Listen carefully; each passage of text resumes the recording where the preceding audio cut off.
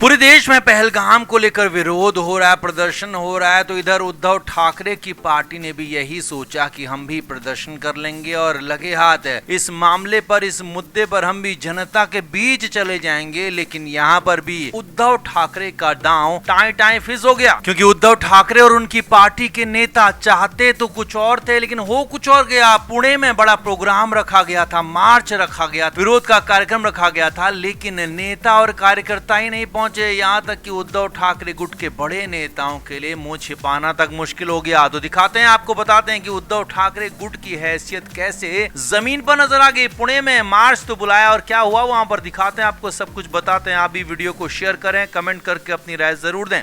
तो उद्धव ठाकरे गुट लगातार महाराष्ट्र में अपनी राजनीतिक पहुंच, अपनी राजनीतिक बढ़त बनाने की कोशिश कर रहा है। इसके लिए तरह तरह के कार्यक्रम आयोजन कर रहा है। बीच में नासिक में एक प्रोग्राम आयोजित किया गया था, लेकिन उस प्रोग्राम में उद्धव ठाकरे की पार्टी के हालात खराब नजर आए, क्योंकि पार्टी में कार्यक्रम में बड़े नेता कार्यकर्ता पहुंचे ही नहीं, भीड़ नहीं पहुंची, जिसके बाद उद्धव ठाकरे गुट खासा बैकफुट नजर आया और इस प्रोग्राम के आयोजक संजय राउत को खासी फटकार तक पड़ी थी। तो लेकिन अब यहाँ इधर कश्मीर में जो हुआ है मामला, उसके बाद महाराष्ट्र में भी उबाल है। तो उद्धव ठाकरे गुट ने इसे लेकर अपना भी प्रदर्शन करने का ऐलान किया था, मार्च निकालने का ऐलान किया था। पुणे में ये प्रोग्राम होना था, क्योंकि पुणे के ही 2 लोगों के साथ पहलगाम में जो कुछ हुआ है उसके बाद उबाल है पूरे इलाके में, और इसीलिए यहाँ पर सुबह 10 बजे से शिवसेना भवन से मार्च निकालने की बात कही गई थी। सांसद अनिल देसाई इसमें भाग लेंगे, महेश सावंत विधायक हैं वो इसमें भाग लेंगे कहा गया था, और भी कुछ बड़े नेता मुंबई से आ सकते हैं, यहाँ तक की बातें कही गई थी। लेकिन जब प्रोग्राम शुरू हुआ 10 बजे के आसपास, तो वहाँ पर विधायक और सांसद तो पहुंच गए। जी हाँ, विधायक महेश सावंत, सांसद अनिल देसाई भी पहुंच गए, लेकिन उसके बाद कार्यकर्ताओं को जुटाना मुश्किल हो गया।